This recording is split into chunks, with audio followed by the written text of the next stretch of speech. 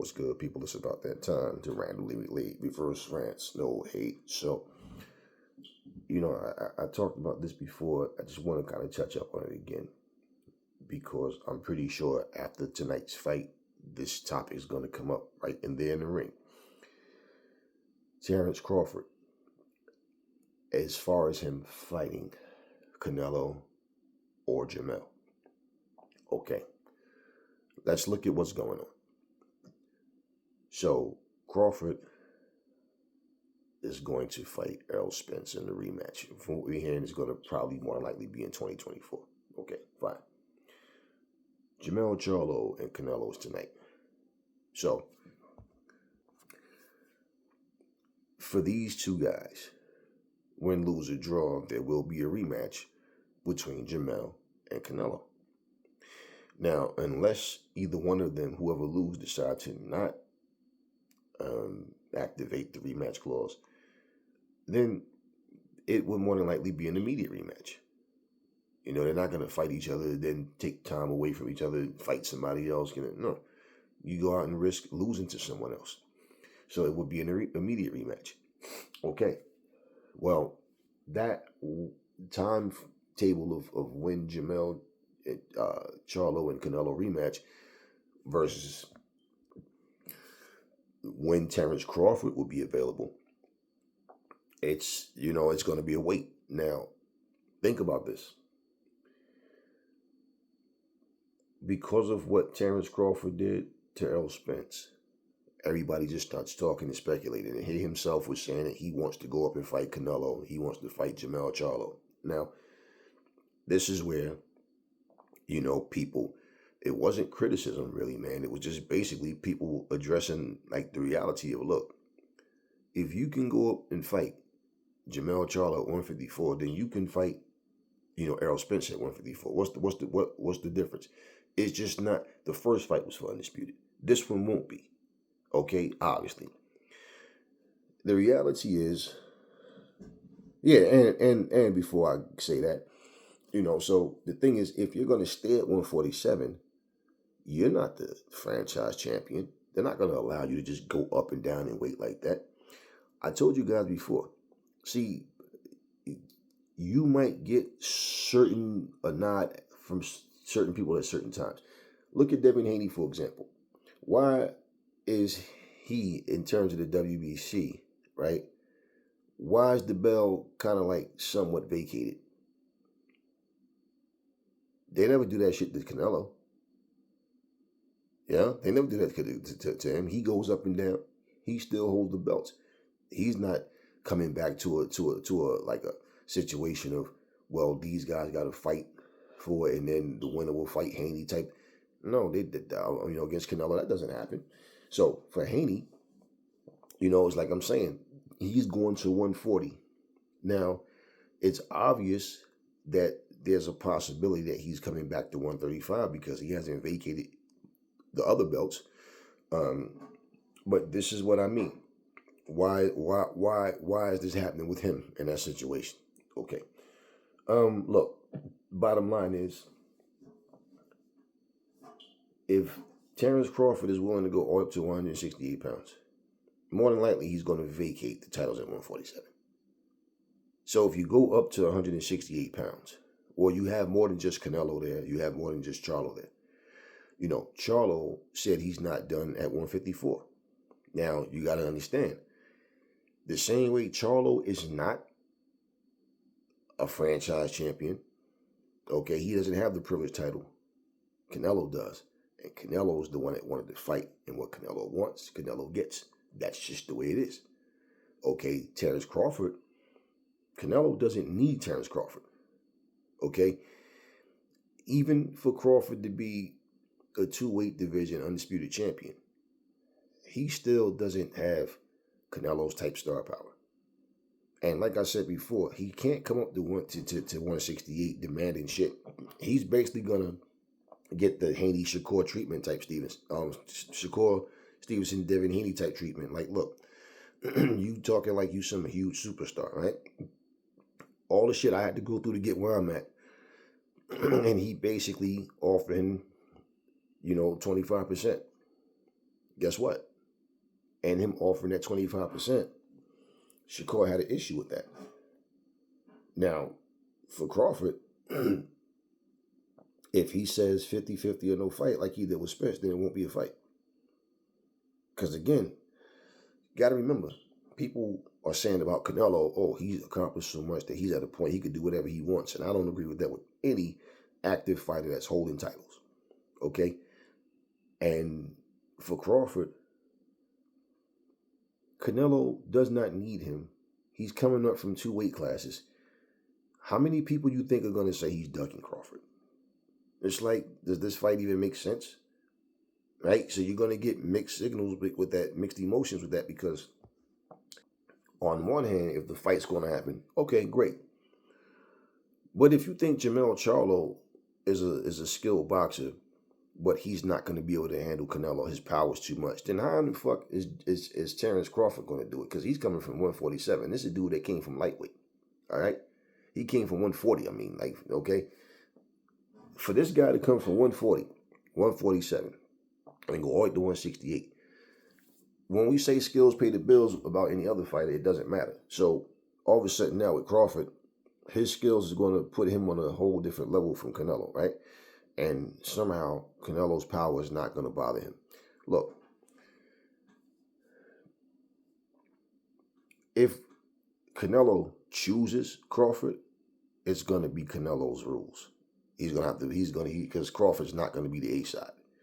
I don't care what he did with Errol Spence and how many people may think that he'll beat Canelo. It's not going to matter. It's going to be Canelo's rules. Crawford will not be treated like an equal counterpart. It will be, no, this dude did whatever at 140. He did what he did at 147. This is 168. He's done nothing here. So for him to even be able to walk into a title shot because of what he's accomplished at the lighter weights, that's not the keys to the city. Listen to this. Canelo could hit him with, listen, I respect what you did at the lighter weights, but I've been here already. And I went all the way to 175 and back down. I won one, I lost one at 175. Reality check. Go out and fight David Benavidez. Go out and fight a Demetrius Andrade or Caleb Plant. Go out there and do something more. He could pull that on him. Now, Terrence Crawford doesn't have to do that. But point is, if he's coming to 168, well, those are the guys you need to be fighting as well. So there's no guarantee that he's going to get a fight with Canelo. And this is, like, I watched Steven Espinoza get interviewed like 5 or 6 times. And everybody keeps asking him about Crawford versus Canelo. Now, he'll tell you that Canelo is, he's ready. He's willing to fight anybody, whatever. And okay, but this is seen as a dream match. In the ring only. In the ring only. Because in terms of star power, it's one-sided. Crawford is in a position right now where, look, you got Jaron Ennis out there. If you're going to stay at 147, there's no reason that you shouldn't fight him. Ortiz is now campaigning at 154. So it's just Jaron Ennis there in terms of anybody that you want to actually fight. Nobody want to see you fight against what's his name, Ugas. Nobody want to see that shit. And to be honest with you, I don't even care to see Keith Thurman versus Crawford. As far as I'm concerned, Keith Thurman might as well be a commentator. See, he talks a good game. Yeah, he was a good fighter. But Keith Thurman has been, like, just irrelevant. His last fight was with a guy that came up from 140, Mario Barrios, from 140 to 147. He won that fight, and all he's trying to do is talk his way into a title shot. Okay, well, here's my thing, right? Let's say Terrence Crawford does go to 168. Like I said, I don't think he's going to go to 168, then come back down to 147. I just don't see that being even sensible. Like, why? So if he makes his mind up to vacate the belts, now all of a sudden, Keith Thurman is going to come out of hiding. Well, Keith Thurman should have to fight against, Jaron Ennis if that's the case. Listen, There's an interview with Keith Thurman, and Keith Thurman is saying, send the contract. Sure, I entertain that. Send the contract. Then he actually says out of his mouth that let Jerron build up some more. Let him build up some more. He said he's getting more attention, right? That people are more interested in him versus Shields than they are him versus Ennis. And it's like, no, that's not true. The attention that you're getting is people roasting your ass. And I was the one leading the charge because I'm like, why would you even entertain fighting a Clarissa Shields? But you always try to, when it comes to Jerron Ennis' name. Nobody's talking about that fight like they want to see it, except for some punk-ass, sissy, soft-ass men who think it's okay to be walking around trying to beat up on females. But other than that, no, this is not getting no heavy press. You're being ridiculed for the fact that you even took the time to say to Clarissa that we could do this for a charity event or something like that and whatever. Man, listen, nobody wants to see that bullshit. No real men want to see it. And I don't know any women with some sense in their head is okay with wanting to see this female getting there. And look, regardless to what would actually happen, why would you even entertain that? Don't try to deflect and talk about what people are saying. No, what do you want? Then he's talking about, send a contract. And if like we things work out. I'm paraphrasing, but he says something to like if the money's right or something like that and whatever. And then he's talking about he want to fight nothing but champions. Okay, well, you and Crawford, obviously nothing's going to happen between the two of you. And to me, the only thing Crawford could do as far as fighting you was say, okay, well, I just added Keith's name to the list of fighters that was there on top at the same time at 147. Danny Garcia's gone. He already beat Sean Porter. He beat Spence. So you'll be the only one left. But who really cares now? At this point in your career, Keith Thurman is like that guy that he talks a good one. He could be a commentator. He likes to, use all this word salad to try to deflect real questions and try to give you some bullshit answer as to, what's this and that and, the pros and the cons. But I don't even care to see Keith Thurman versus Terrence Crawford anymore, to be honest with you. So like I said, Terrence Crawford does go up in weight and he drops the belts at 147. Well, for you to now come out of hibernation and want to fight for a belt, who do you plan on fighting for it? And like I told you, y'all, if Jerron Ennis can keep his 10 toes down and he winds up becoming champion and all, and he becomes the next, big name in boxing, it's going to be the same exact thing with him. Every fighter is hungry until they get to that point where now I'm making much more money and I got too much to lose. And they all do the same thing, man. And it gets to the point where they're trying to fight nothing but champions. Well, for Keith Thurman, you've been too inactive. And see, here's the thing. I remember him making a comment talking about how nobody, in that same video, actually, he said, again, that nobody gave him his shot, right? And what he meant by that was a Floyd Mayweather Manny Pacquiao. Okay. But how wrong he is. For one, you were a small thing compared to Floyd. And then on top of that, you wasn't even where you in your career at the time wasn't even where Jerron Ennis is right now. Okay. The public wasn't trying to push for you versus Floyd. You was trying to push for you versus Floyd. You was trying to push for you versus Pacquiao. But then you got Pacquiao when he was 40, and you called him a little rabbit and said, there's no way I'm going to lose to a 40-year-old rabbit, and you were only 30 years old. And people that like you as a fighter was making excuses that, oh, Keith is not the same anymore. He got married. He's not focused and blah, blah, blah. That's what they were saying about Keith Thurman. And Keith Thurman lost to a guy 10 years older than him, past his prime, but he still whooped his ass. And I'll say it before and I'll say it again. Floyd would have beat the brakes off of Keith Thurman. Pacquiao would have beat the brakes off of Keith Thurman, and he got the older version of Pacquiao. So what you think Pacquiao would have did to him when he was younger? What the hell you think he would have did with Floyd? Other than get outboxed easily. See, Keith Thurman likes to talk and explain to you how this fighter beat this fighter. So it gives you the illusion that, oh, see, he know how to fight these guys. So if he was in it, he would know what to do. Yeah, well, your trainer, he has the knowledge. Can he get in there and fight Floyd and win? Can he get in there and fight Pacquiao and win? No.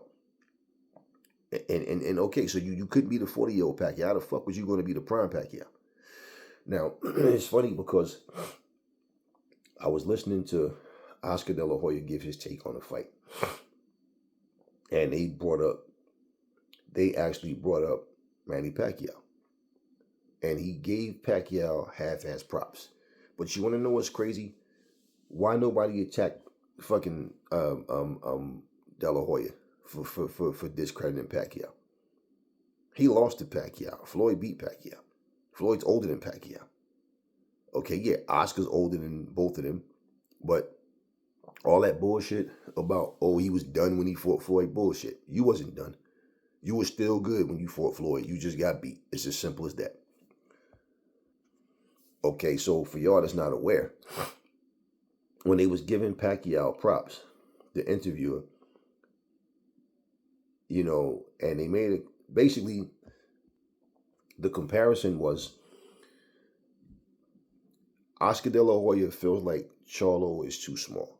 He think that coming up to 168, that's a big jump, and that Canelo's going to be too strong for him. And so the interviewer, he says, well, I mean, we've seen different fighters from the past come up. I mean, look at Pacquiao. Pacquiao came up in weight, and people thought that, he couldn't, do what he did. Oscar said, well, but who did he beat, though? Who did he fight? Right? I think the guy said Cotto or somebody's name, he said. Somebody's name the guy said. But this is the funny thing. The guy didn't say, he beat you. I would have said, well, he beat you. And it's not about a debate, okay? But the reality is this. Look, Oscar, you talking about you was done when you fought Pacquiao. You accepted that fight, though. You said the same thing. All before you fought Floyd, you talked about how Floyd, you was going to punish Floyd, and Floyd's a great fighter, but Floyd is this and this, and everything you said you was going to do. You did all that. And if you was done when you fought Floyd, then what the fuck did you stick around for Pacquiao for? The money? So we're not going to play these fucking games, man. And yeah, you probably will weight drain coming down, fighting at 147 or whatever. Yeah, I'll give you that. But you still got your ass whooped. And you were not, the same night you fought Pacquiao, that is not the same guy that fought Floyd. So basically, he brought up, I'm not talking about fighting guys that were past their prime and this and this and this. Like me. See, Oscar said it, but the interviewer wouldn't. Plain and simple. Plain and simple. Yet, Oscar is one of the people that talk that shit about Floyd fight guys when they're too young or too old. Like, wait a minute, what are you talking about? Floyd was making his name. He was up and coming. He got in there and fought under your rules, your terms, and he beat your ass. It's as simple as that. So he beat you, and then all of a sudden, oh, I'm old. I was old. Stop that shit, man. Stop that shit. Stop it. Floyd fought up until he was 38. And then, nobody called him old when he was fighting against these younger guys. And it's funny because when people bring up Robert Guerrero, you know what they never tell you? Robert Guerrero was his mandatory. They make you think he just picked him. No, he was his actual mandatory. But regardless to that, listen, it doesn't matter. He gave Pacquiao his half-ass credit. So, yeah. So Oscar is the guy that want to say Pacquiao had a better career than Floyd. How do you have a better career? His money can't even compare. In terms of accomplishments, okay, I don't give a fuck who you beat. You couldn't beat me. So even to say, well, he did this, yep, he did all that, he accomplished more weight classes, yep, and all that, and still lost to Floyd. So none of that means anything. So you understand what I mean? These guys were on two different paths in life, and it just comes down to the fact that when people are making these predictions and they're talking about who's who and whatever, you can't base, and I say this all the time, you cannot base the outcome of one fight on the other. It's not going to always swing that way. You can say something and be right about it, but a whole lot of times you're going to be wrong. And so for me, we're going to know what happens with each fight come fight night. But as far as, Terrence Crawford situation, yeah, you know, all of the comparisons and this guy came up and this one, but you praise one guy but shoot down another guy.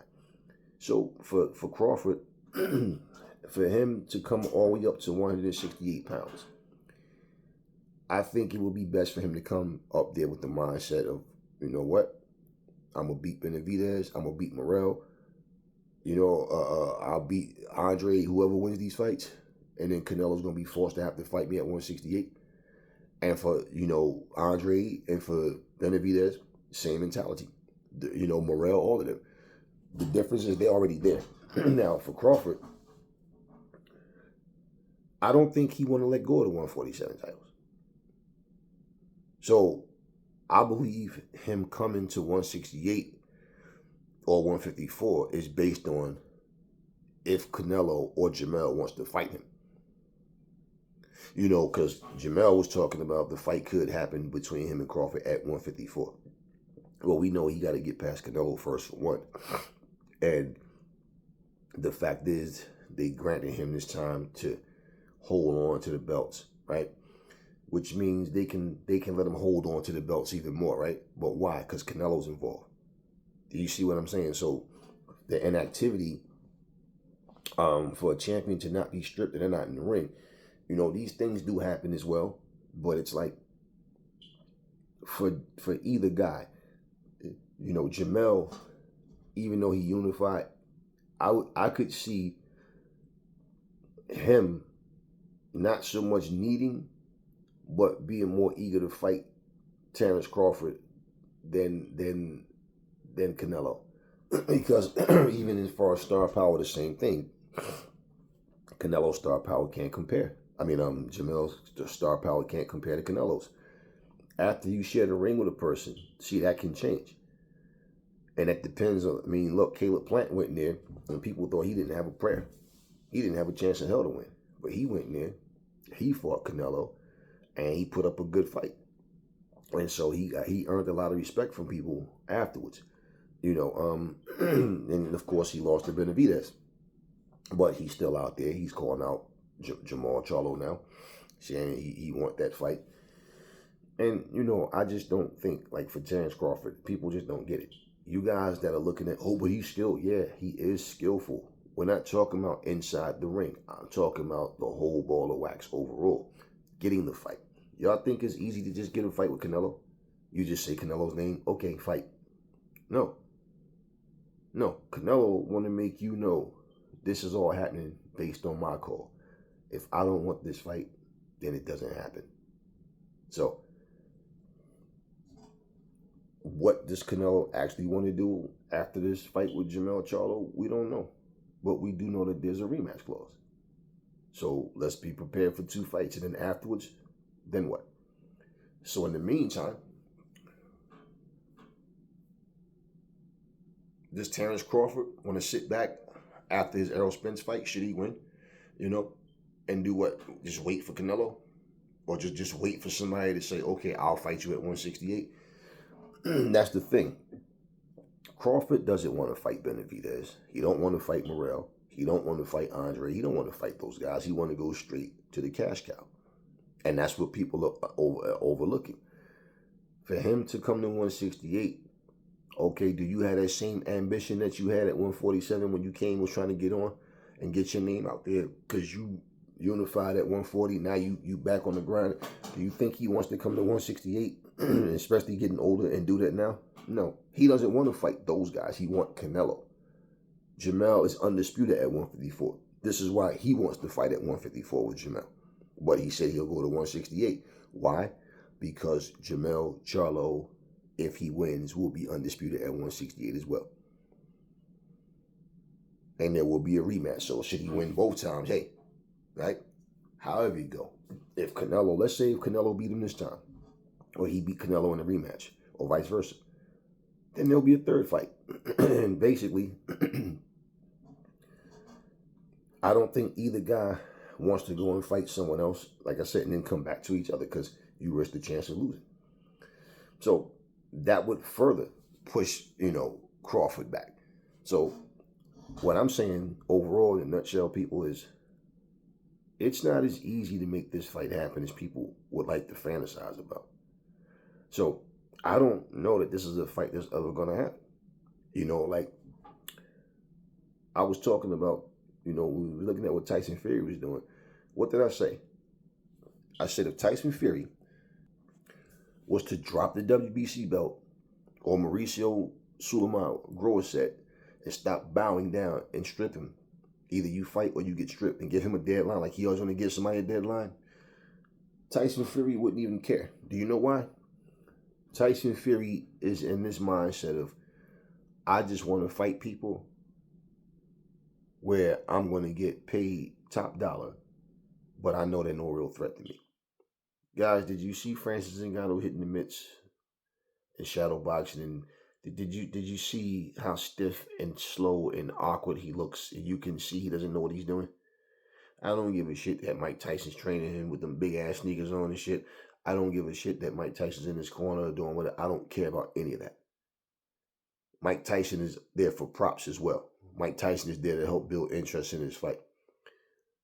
If you even look, Ngannou's punches look like they had nothing. Why? He's not sure of what he's doing, right? We've seen Anthony Joshua go through the point of now. AJ knows what he's doing in training and fighting, but in terms of figuring out his opponent's style, and his punches had nothing on him at times because he wasn't sure of himself. And I'm watching Francis Ngannou in training, and I'm like, man, this dude looks pathetic. Like, seriously. Well, do you think Tyson Fury cares? That we know already Francis Ngannou has no business being in the ring with him. And see, I'm not calling Tyson Fury the best heavyweight out there because you have to prove that shit.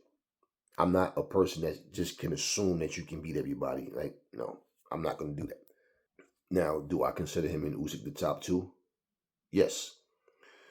But I respect Usyk for at least getting there fighting. Whereas with Tyson, no, again, I can beat everybody, so there's no need for me to fight these guys. So there's no telling what Tyson Fury is going to be doing. Who knows? He might even call out a WWE guy, and if he can build up some interest in it, he'll go in there, and he doesn't care. And this is my thing. Are you defending the WBC title against Francis Ngannou? Because that would be super unfair for this novice who hasn't. I mean, he's a fucking novice. He's not a boxer. For him to come in and jump the line over everybody else, right? So why don't you just give up that WBC belt? Go on about your merry little way, right? And nobody has to worry about you. Nobody, no, not even about worrying. None of us should worry, right? But no one has to be pretty much just annoyed with the sound of your irritating voice and watching you sit there and just lie about everything. And that's the only thing with that. I don't care what that man does personally, but you being a professional boxer, you should know better than that. Everything is about money, so-called entertainment, and you're watching boxing personalities that have knowledge of the game who won't come out and say what I'm saying. They'll say it, but they sugarcoat it. They dance on eggshells with it and try to dress it up and make it sound cute or like I'm not coming at that person.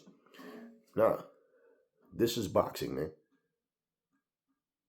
And Tyson Fury does not want to fight an Anthony Joshua. He doesn't want to fight a Usyk. He does not want to fight and compete with elite level fighters.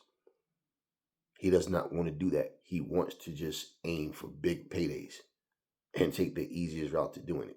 So at the end of the day, he could make the same or money or more fighting against Usyk, especially if they was to do it in Saudi. But you know what? Usyk is a big risk, and Ngannou isn't. So you understand? It's just one of these things, man. So I refuse to sit here and talk about, oh, this man is great. He's this, he's that. When no, you prove you're the best by beating these guys. You're still an active fighter. You're still out here holding the title. You need to be fighting boxers, and you need to be fighting nothing but elite level guys. But no, for the spectacle of it all, this is why one of the things I'm not interested in. I certainly won't be watching that garbage. But at the end of the day, if he goes in there and play with him and let him survive, or just carry him, then knock him out, or maybe not knock him out. If you go in there and play with him, he's making himself look stupid. Because to be honest with you, Ngannou should be done in one round. Really. I was watching him on them pads. I'm like, bro, you got a super, super long way to go. He wasn't understanding simple combinations, how to get his legs underneath him, how to turn at the torso to throw the shots. Because MMA guys are strikers, and if you watch them, they'll shoot the 1-2, but everything else comes from way back here. You understand what I mean? So this is boxing, bro. This is not street fighting. This is not, you getting away with throwing these wild ass punches. Now you can fight some other novice guy, maybe get away with that shit, but nah, nah. When I'm talking about these situations, man, it's people are trying to say what they think the popular thing is. They want people to hit the like button and yeah, see, he gets it. I get it also. That doesn't mean I have to respect it, and I don't. So, this is what's going on. Everything is about a money grab. Now, for Crawford, and let me say this. I don't think Crawford is scared of Andre or scared of Benavidez or scared of Morrell. But I'm not stupid. I know that he knows I could possibly lose to these big dudes. And if I do, that completely destroys my chances against Canelo. So what is he trying to do? Go straight to the bank. That's what he's trying to do. And what I'm saying is Canelo's not going to make it easy for him. And I don't even think Canelo really has any interest in fighting Crawford. Like, what's the point? I do understand and agree with Canelo in that sense. Like, what is the point, though? This dude fights at 147. I'm campaigning at 168. See, the point is this. Crawford wants that payday, and he's daring to be great, too. That's the point. Well, what I'm saying, what I agree with is Canelo, on the other hand, doesn't need Crawford. You understand what I mean? Like, what's going to happen if he don't fight? His legacy is already cemented the way it is. Now, whether people feel he's overrated and all that, Teddy Atlas was talking about him. And, it's funny because Teddy knows everything until he says something that you don't like about Pacquiao or Canelo. But he basically was saying what he's saying about Canelo. I'm not getting into all that right now. But, Canelo responded by saying, Teddy Atlas don't know. You think this guy know boxing, right? Of course he's going to defend himself. But you know what? That's another conversation for another day overall. But you see the thing with Canelo, you could also look and say, yeah, well, Canelo, you went up to 175 and fought Kovalev, right? Kovalev didn't have to fight you, right? And basically, it's funny because somebody was talking about Canelo and made a comment about, well, for anybody who thinks that, Canelo, what they say is Canelo slipping, ask John Ryder. Well, the same way somebody can say, well, yeah, ask Bevel. It's not about him slipping. It's just the point of people asking the question of what do they think Jamel has to do to win. And basically everybody's saying there's nothing that Jamel really is, things that he can do that he's going to have to do, but they don't know if he can actually do it because they never had to see him have to display that against a guy on Canelo's level. Okay, I get that too. But at the same time, like I said before, like take all the fights that you've seen in the past and take them away. Now let's focus on the fight that's happening. The only way we're gonna know the truth is come tonight with this fight. But the reality of this fighter did this and this guy didn't look that good and that guy in this fight and whatever. Well, listen, you got Triple G fans that still think Triple G is one of the best out there. Don't you know there's guys out there that would knock Triple G out? And if they don't knock him out, they'll brutally beat him. There's several guys right now that would do that to Triple G. You can't stay on top forever. And that's just the thing. So I get what Crawford is trying to do. But see, that's the thing. Nobody's saying Crawford is daring to be great by trying to go up to 168 or even 154, being that he came up from 140. Right? They're not saying that about him. They're not saying the same thing about Jamel Charlo. They only say it when Canelo goes up. He's not going down anymore. And to be honest with you, Canelo's either going to stay at 168 or go to 175, even if he doesn't stay there, because he's not going below 168. So, yeah, Crawford's not going to get 50-50, maybe 60-40, 80-20. It depends. He's not going to get what he think he's going to get. He's not going to be able to say, this is my turn, take it or leave it. He's going to, hey, this is Canelo's show. You're going to do it Canelo's way. Now, him and Charlo is something different. Do they 50-50 split? Do they, who gets the lion's share? Because now if Jamel win, well, guess what? Now I'm a two-time,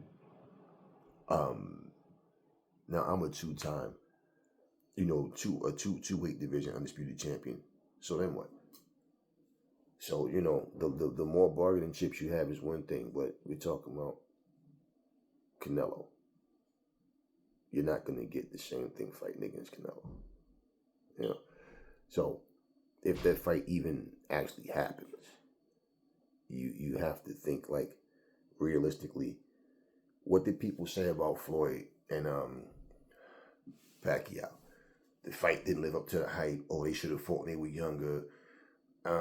They both were still sharp. It was just that pretty much Floyd won, and that's why people had more negative shit to say, is because Floyd won. If Pacquiao would have won, they would have been saying, the fact that Pacquiao kept coming, and he did this, he did that. The same exact fight. Let's just say, because Pacquiao definitely didn't win. So they decided to rob Floyd and give Pacquiao the fight.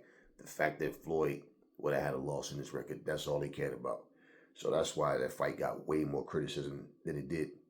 People that's into strategic boxing, they enjoyed the fight. There's a lot of people who was just like, it was boring.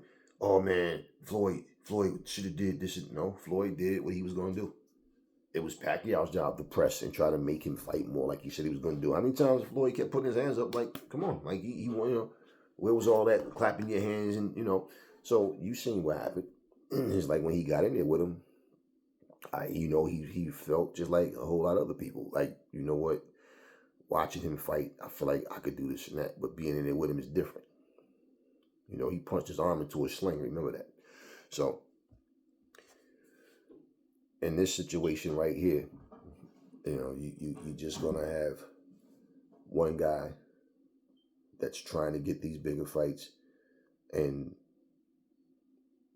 how old is Crawford now? 35. What is Pacquiao? 34. So, Floyd was what when he fought? Floyd was what, 36? Something like that. 30. I think it was 36, 37. And Pacquiao was whatever, 33, 34, whatever it was. But whatever their ages was, they were in their 30s. Whatever their age they was, I don't remember. But bottom line, people were saying, oh, they both wasn't the same. Okay, well, the same thing can happen between, Canelo and Crawford. And then too, the thing with Canelo is he has a lot of fights, man. He has more fights than all of those guys. So with him,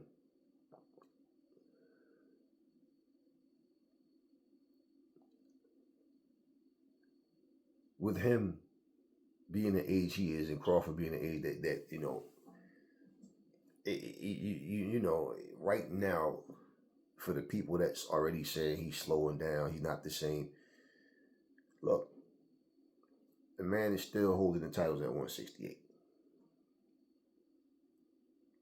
So unless a fighter is in the gym, he's getting his ass whooped in sparring, his condition is not the same, things are not happening, and it's just, nah, I'm not progressing. My skills are declining.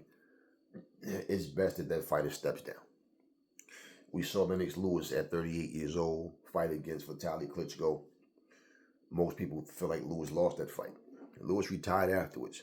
And people were saying, oh, he retired because he was scared. And I said, well, whatever the reason, here's my thing. If he wasn't going to rematch Vitaly, who else did you really want to see Lewis fight at that point? And who was really left? You understand what I'm saying? And out of nowhere, just... So he left out on top because he got the win against Vitaly. But that's a decision that the fighter needs to make. Now, you can pray all you want. You can cross your fingers and talk to the sky and think that you're going to win or hope that you win because you're praying and asking for victory and all that. But when your time come, your time come. But what excuse people can't make is this big age gap. Roy Jones was 36 when he got his first loss, and him and Tarver the same age. Now Roy, when he fell off bad. There was other guys that were able to sustain a higher level than Roy in the long run. Now in his prime, I think he dust Tarver off. You understand what I mean? When they both went it, but you can't with the age. I'm never ever the one to make excuses for anybody, but Roy, after the first Tarver fight, and he lost all that weight because by the third round, Roy was huffing and puffing, breathing with his mouth open. I'm like, that weight bothered him. I believe it did. I wouldn't have any fucking reason to sit up here and make excuses. And when you fight yourself, when you know what it's like to have to cut weight and go up and down, you know it's a difference. People that don't know nothing about the shit got the most to say about it. Rematch, Roy just got stretched. And that rematch was the end of Roy. That was the end. That rematch, not the first fight, the rematch.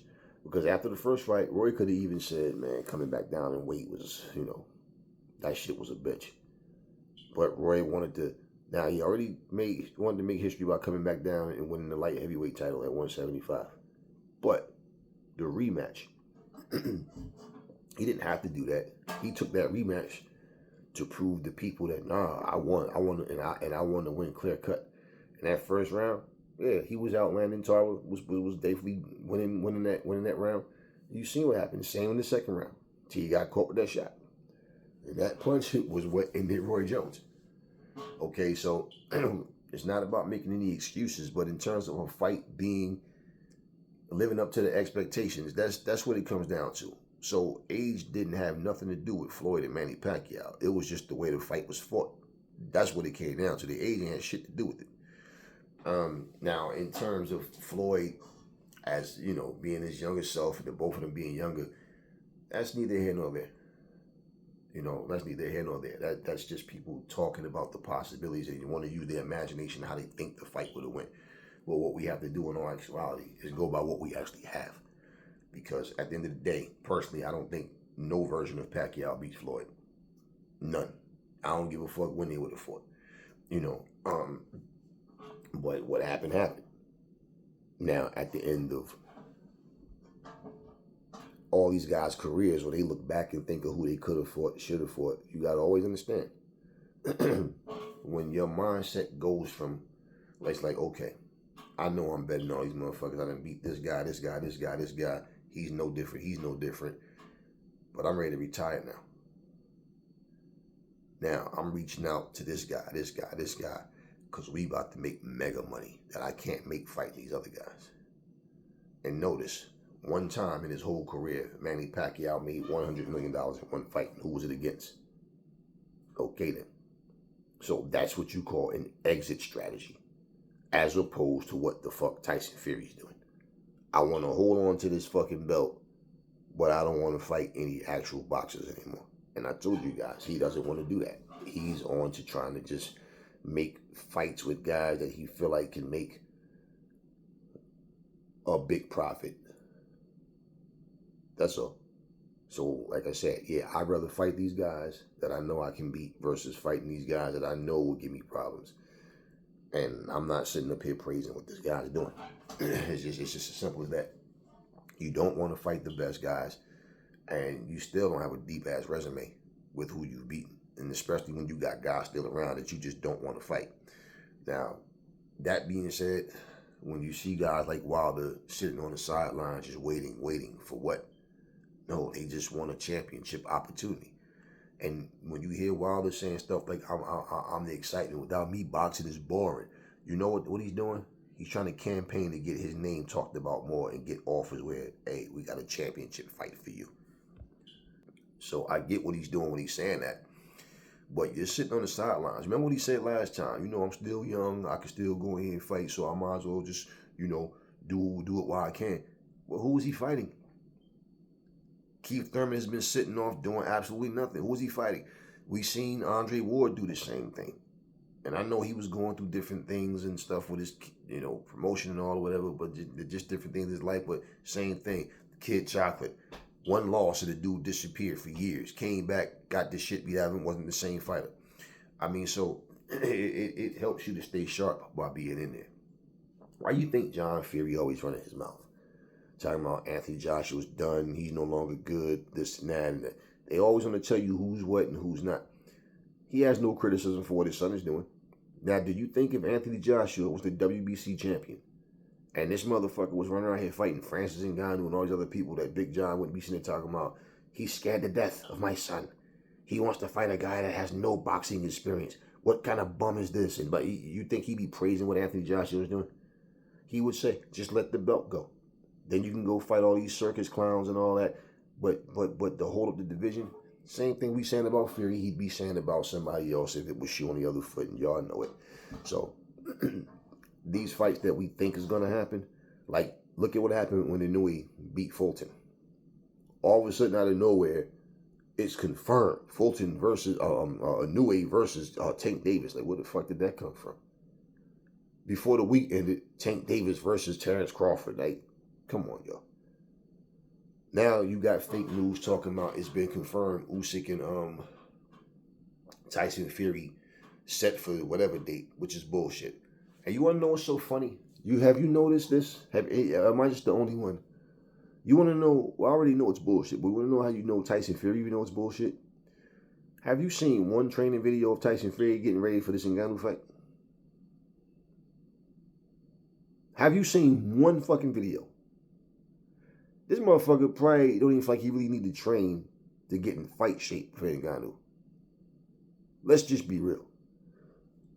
You really think he's taking this shit serious? Do you really think that he's training for this fight the way he would or have to train to be the Usyk? No. You don't see no training videos. You don't see nothing about this motherfucker in the gym. You see Tyson Fury sit down with little clips of some shit, him just running his mouth, but nothing. Nothing. And not to mention, for you to already have a date confirmed and all that, and you haven't even fought Ngannou yet, what do you think? Everybody knows what's going to happen in that fight. Now, can the upset happen? Can some crazy shit just happen and all of a sudden, oh shit, this motherfucker caught fit? It's possible, but highly unlikely. I doubt very serious. And to be honest with you, see, when these MMA guys put boxing gloves on and fight, their power is not the same all of a sudden. You realize, damn, this motherfucker don't hit as hard as I thought he could. And it's much easier. See, they talk about the gloves are small and all. Okay. Start training and you see the difference. And train with both MMA guys and boxers and you see the difference. It's a huge difference. Okay, but is that a fight that people need? Absolutely not. I won't be shocked if Tyson Fury ends up fighting in the Misfits League because, hey, him fighting Francis Ngannou is the same exact thing. It's the same exact thing. He shouldn't even be fighting no fucking Francis Ngannou while he's still an active fighter, holding the fucking belt. But it's his career, his life, and I just don't support that kind of shit. And I have that right. You know, just like he got the right to do it. But he's fucking up. What he's doing, he's not. All he's doing is fattening his pockets up. He don't give a fuck about no. I'm doing this for my fans or for my country bullshit. No, he's doing this shit for his pockets.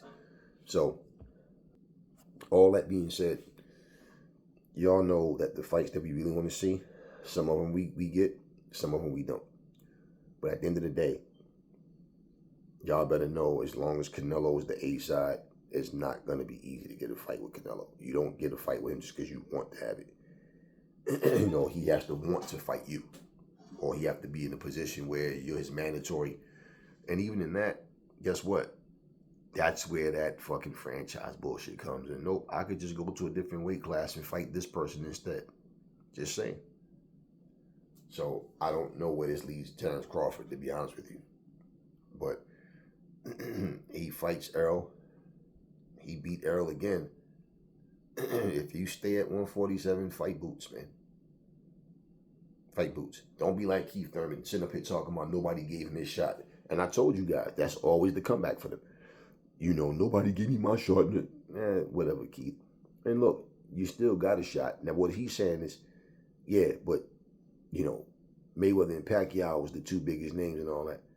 So why didn't you do what you claim they didn't do for you? You wasn't relevant at the time. You just wasn't. You was an up-and-coming guy. And, again, both of them would have spanked you just like Pacquiao did spank you at 40. But, you know, he doesn't want to fight Boots either. He responds to Clarissa Shields with interest of making the fight happen, but not Boots. So, like I said, I don't care about even seeing him in Crawford anymore. And for Crawford, if you're not going to stay at 147 and you are going to go up to 168 and stay there and say, fuck it, this is why I'm campaigning now, and I let them belts go, well, just know, you're not going to jump straight in the ring with Canelo. And Canelo's going to have a problem with the fact that you come into 168 and you done nothing, but you think you get a fight with me because of what you did at 147. You do know that that's how it's going to go. So, like I said, man, you got a better chance of Jamel, Charlo, and Crawford happening. Even if Crawford, regardless to, you have the rematch and all that with Canelo, win, lose, or draw. But depending on how things go, what would Jamel say? The same thing Canelo is saying. Yeah, I lost to Canelo, but I only got one loss at, 154, and I'm the current undisputed champion. So at the end of the day, the prestige in a fight comes down to not just what you do, but who you do it against. So I don't know, man. We just gonna see. I'm not thinking about what all these other things supposed to happen until after this fight anyway, and the next fight, because they will fight more than once. But just saying, basing this conversation on what's going around and what people are saying, for a guy like Crawford, who, yeah, he just beat Spence, but it's no different, guys. Look at Shakur Stevenson. He thought he was going to come to 135, and remember, everybody was talking about Shakur going to do this and Shakur going to do that. Now, all of a sudden, Shakur's getting on everybody's nerves. And Shakur thought he was going to come to 135, and then all of a sudden, he's just going to take over. And he like, nah, pump your brakes. Slow down, playboy. You got something to prove here. And guess what? We'll fight, but you're not getting 50-50. All of these people have come into this situation of now I'm making way bigger money than I ever was making. They are not going to give you no fucking 50-50. This is why when you look at AJ, certain people will commend him and others will ridicule him. Okay? Because he was willing to give Tyson Fury 50-50 just to make the fight happen. Right? Errol Spence, okay, he gave Crawford everything that he asked for just to make the fight happen. And then Crawford even to say, he appreciates Spence doing what he did. And yeah. But now, it was like, should I be as gracious to him in return? Just saying, yo. I just don't think that he walks into 168 and gets a fight with Canelo just like that. And regardless to what anybody think, regardless to all of the, fantasy talk, man, people start imagining how the fight gonna go in their head and start typing in a bunch of shit. Then you got these content creators jump on their channels and they start talking a whole lot of this and that and just a bunch of fake ass scenarios. It still comes down to the fighters both have to want it. And when I listen to Canelo, I don't hear Canelo even speaking like he really cares about entertaining this fight. Like, I feel like Canelo feel like there's other shit out there for me. But unless Canelo's going to go ahead and fight the Benavidez's or the Andres, the Morels, or the guys in his division that he claimed he feel the best at, right? So why not? So where does Terrence Crawford fit in? Oh, because he unified at 140 and at 147. You think Canelo give a fuck about that? Like I said, okay, I commend you what you did down there, but this is 168 and I'm the man around this motherfucker. And that's what he's going to run into. Now, if Canelo loses, why would Crawford want to fight the loser, right? Just saying, you want to win. But getting a fight with Canelo ain't going to be as easy as people think. Anyway, talk to me in the comment section.